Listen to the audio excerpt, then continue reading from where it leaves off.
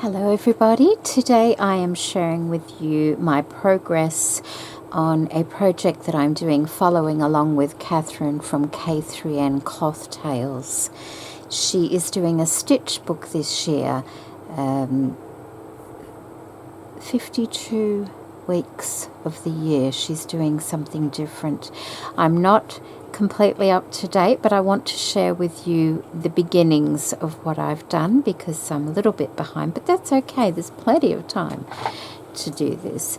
So the first thing I did was I made this book to use throughout the year. It does have, I think it has 54 usable pages for this project. I have covered it in a slow stitch piece that I put together. The dimensions are approximately 8 3/4 by 4 1/2, and I have got about a 1 1/4 inch spine, and I'm sure that the book will get a lot thicker than that over time. I've only done 3 of the pages so far, but let me just show you my cover first. I've used this fabric as a wrap.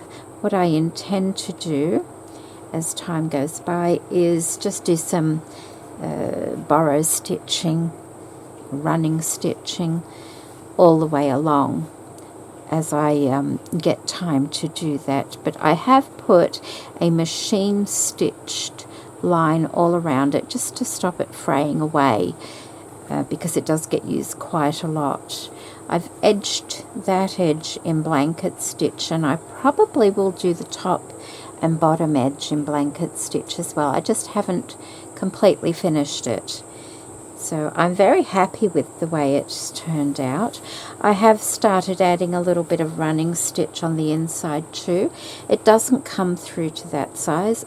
I just very carefully go between the fabric to do that. I've done a boxed cross to hold my closure on as well. So that's my cover, and a lot of you may recognize these fabrics. I've just been using what I've got on hand, which is basically what I do if I have things out already, then I will use what I've got out, rather than having to go search for something. So I'm very happy with how that's turned out. This combination of running or borrow stitching, blanket stitching, cross stitching, more blanket. There's some overcast, and I'm really enjoying doing the overcast stitching. It's a little bit messy, and I'm quite enjoying that. I also have they're not the colonial knots I've done this time on the polka dot fabric there. Piece of doily, embroidery from a doily, and another little offcut here as well. There's the edge strip from the same doily here, some more cross stitching. So quite happy with the way that's turned out. Let me take you inside now, and I have some tea stain papers that I've used. So this is the first page, and the cover is the fabric with a backing fabric out of this blue cloth, and then I've just glued the inside page. I've used a tutorial for this style of journal from Peganol. I really like the way they make these books, so I've done it this way just to see how it goes. So this is the first one, and this is called Community. It's different pieces of fabric brought together, and they're made into one. And I've done a small description. I've just put weaving with cloth to form one from many different strips, using cantho/borrow stitching across in different directions, in different shades of pink, and then a circle shape which is stitched in blue in the opposite direction. And it's all on a base of linen. In the back, I've just put a few torn pieces of linen that will fit the pages. So that's my first one. I've signed it and dated it down the bottom there, and I've stitched it to the page. And this is the second one, and in the way I stitched it on, Anne Brooke showed us how to do this when we did our 52 tags, so I used the same concept here, and it kind of leaves a box on the other side, so I've used that for my description of the next page. And this one is the balance of light and dark, or dark and light, whichever you prefer. And in this one I've used seed stitched, running stitch around the edge there, and couching to couch my twine on. I made the twisted twine, and this is a reverse applique, and I chose a piece of a doily. It was on my desk, and instead of using fabric to make the reverse applique, I just cut the center part out of that lovely old lace and stitched that on, and used that as my reverse applique to make a frame. Okay, and I just added the vintage row, like I said, and I've just sewn on a little bit of tatting down the bottom there just to finish it off nicely, because I still want everything to look nice, pleasing to the eye. So that was my number 2 page, and my number 3 is this one here, and this one is called Diversity, which is a range of different things, and it's depicting my journey in hand stitch. Now, I did machine sew a lot before I started a journey of hand stitching, but this one is just hand stitching. And so it's starting with the patchwork, which is the 3 different fabrics I have here. This is a new linen, this is a cotton, and this is a vintage linen. This one is so much easier to sew through than the new linen. And then I did the patchwork, and then I did some applique work and quilted around it. So with my personal journey, I would have done the quilting first, and then later I would have experimented with hand quilting, because my first foray into quilting would have been machine quilting. And then I started hand quilting, and then adding applique pieces, and not a lot.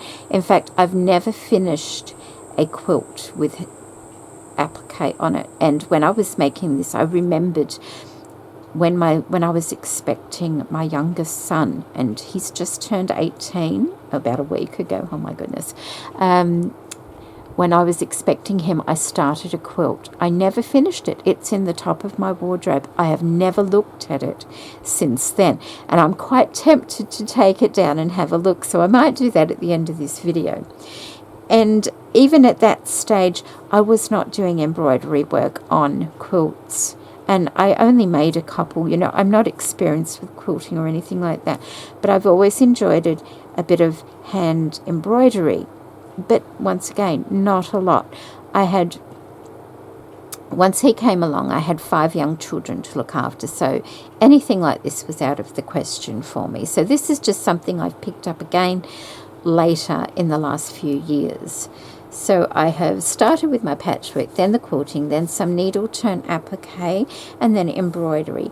And then I finished it with doing some borrow stitching, and this is what I call my slow stitching. Down the bottom here in a different shade, just to incorporate it at all. So that was that one, and I've used a cotton wadding behind it. There's no other base, it's just what you see here, and it is the cotton wadding behind. I did use different threads though, because when I did the quilting, I used a cotton thread, not a thicker crochet thread or an embroidery thread.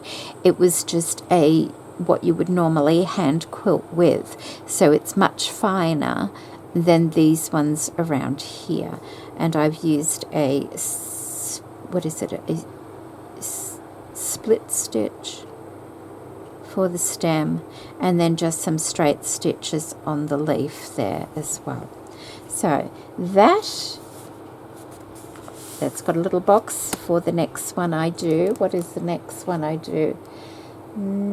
Choices, where we take we put some strips into a container and then we randomly pick them out. To me, that won't be that difficult because I only have things that I like. I don't keep fabrics and things that don't appeal to me. So, like, I know that sounds strange, but I kind of made myself a promise that I would just have things around me that I really like, and it works well. So I'm saying it shouldn't be difficult. We'll see. I guess it depends what order you pull them out. It might be might not sit well with my eye. So that's where I am, and I'll put a link to Catherine's channel in the description box below, so you can, if you haven't already heard, they're quite popular. She's quite popular. You can join in as well if you want to. And like I said, I have the 50, let me show you. I have the 52 pages in my book here. I did have to put a strip in between because I purposely left a little gap between every signature. Now there's only 1, 2 pages, but that's the middle, and then 3, 4, and that is one signature. They're very small, and I purposely spaced them apart when I stitched them. Because I know the book will grow, just to allow a little bit of space between pages. But what I didn't think of was when I stitched them together, I could see straight inside the spine part, and I didn't like that. It didn't look very nice, so I just cut some strips, and I kept the gap, but I've just glued little strips in between every signature. You may see it. It has a hollow spine in there, and it has bookbinding cloth in there as well. It's a lovely method for making books, and I really hope it works well in this particular instance. It's really nice because everything just, it opens and closes nice and flat. It's just really nice. But anyway, I'm going to go and see if I can reach see, that's another story. Reach the quilt out of the top of my wardrobe, and we can have a look together. I have no idea. I know it has applique on it, and that's all I can remember because the applique of the flower is what reminded me of it. So this should be fun. I'll be back soon. Okay, so I managed to get the bag out of the top of my wardrobe. As you can see, there's a few little holes and things in it. I haven't opened it yet, but I thought we'd have a look together. I've just got it on my bed here. So it's been up there for over 18 years. I know it's been up there. I haven't really thought about it, but every time I sort of go in my wardrobe and do some tidying up, it just gets moved. See, okay, there we go. Part of it is on a hoop, but the hoop is broken by the look of it. That's a shame, isn't it? Because somebody shoved it into the corner. Let me just straighten it out, and I'll be back. Okay, so this is what I've opened it up to. There's the part of the hoop. Now, I do not enjoy hoop sewing at all. This was a struggle for me. That may have also been part of the reason that I didn't continue on. Plus, it was getting hotter. I cannot quilt in the hot weather here because it's too hot to have a quilt on your lap when you don't have air conditioning. There's some really pretty fabrics in here I'm seeing. Oh, there's some really pretty. Look at this one. Isn't that lovely? Okay, there's my needle. Right there. And so these are what reminded me of it, and these are all stitched on. As you can see, this was my first attempt, so it's not great. If I was to continue on with this, I would have to do something around the edge to give them a more rounded look, because you see how jaggedy they look, but it's still quite nice. That one's nice. It's just these ones that seem a little bit jaggedy. And I've got my leaves and they're all done. So I'm just trying to think where I was up to. I was rather ambitious because I've got a scalloped edge going on here. I have no idea how to do a scalloped edge. Love this fabric, love this fabric, love this fabric. This is another one. So there's a mixture of... No, these are actually quilting fabrics by the look of it. I'm trying to work out where I was up to. I don't like the flower in the middle. And that's, I guess, because... Oh, I've done the quilting around it, look. I think this part here doesn't sit well with me. It just seems a bit uneven compared to the others, but I could be wrong. It could be alright. No, something going on around here that I don't particularly like. But like I said, this is my first applique quilt. The mark on it there, that's a shame. Maybe that'll come out. And this is all hand stitched. The joining of the colours, I think, was done on a machine. But all this applique here, and here, and here, and here, that's all hand stitched. And all the quilting is hand stitched as well.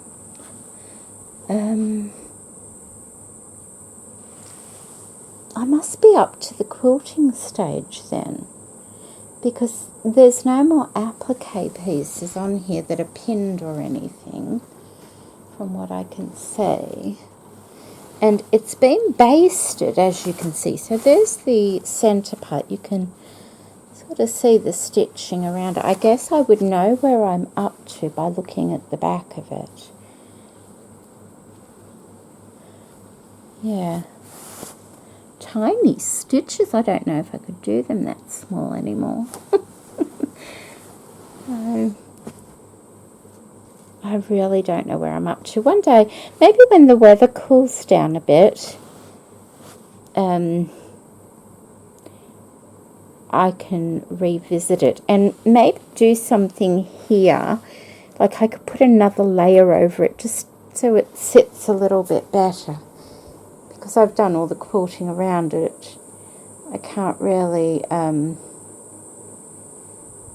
change it that much, but it really does. It's that part there, it just annoys me. So I'd have to do something about the centre part. I could take that part off and then maybe put another flower layer more even over the top. And I'm thinking maybe it's because that's not quite centred as well. But the rest of it's not bad. When you think about it, it's quite large. Like that's my hand. So it's a good size quilt. Like that. Well, that's interesting. I haven't seen this for years and years. I really wish I had some of that fabric. I love that. I remember using all the bits of this over the years. I don't know where the rest of it's gone because obviously I didn't save any for the binding or anything, so I'd have to find another one for that. Oh, well, there you go. That was interesting. I'm glad I had a look at that. Oh, hang on. Have I... Oh, yeah, they're all stitched on and they're stitched around. So I must be working my way around. See, these leaves have all been done. So maybe I'm up to this part here. They've got like one row around. That's got one row around. Okay, here we go. Here. Oh, there's the thread, I guess. Is that the thread? Oh, there's a bit of a tangled mess there. I'm just thinking, I see it going up, but I don't see it coming back down. And I see it going up there, but I don't see it coming back down. So that's where I'm up to. And where did it start?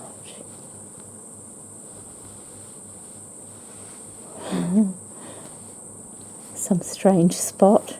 Here. It started here.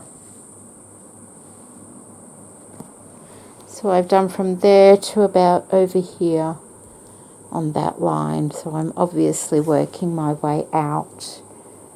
But there's other bits to do, like you would do in the ditch here as well. That needs a good sponge. Yeah, you'd have to do in the ditch there, I would think. Oh, gosh. Okay, just thought you might be interested in seeing that. I enjoyed it, so that's kind of the pattern there. Yeah. Okay. Oh, and this is my own pattern. I couldn't afford patterns or anything like that. It was expensive for me to buy just these little pieces of fabrics from the quilting store, and they're not all from the quilting store. I know that for a fact. And the backing is an old sheet I had. Well, not old, but I had a sheet. It's old now, obviously. But I rarely bought real quilt fabrics. But for this, I know, I'd say the majority of it is quilting fabric. This isn't. The pink one isn't. It even feels different. That one is. These ones are because they're hand-dyed. This one definitely is, and I love it. So the green is as well. Yeah. So I like these little flowers. Anyway, there we go. I hope you're all keeping well, and thank you ever so much for watching today. I do appreciate it. So take care, everybody. Bye.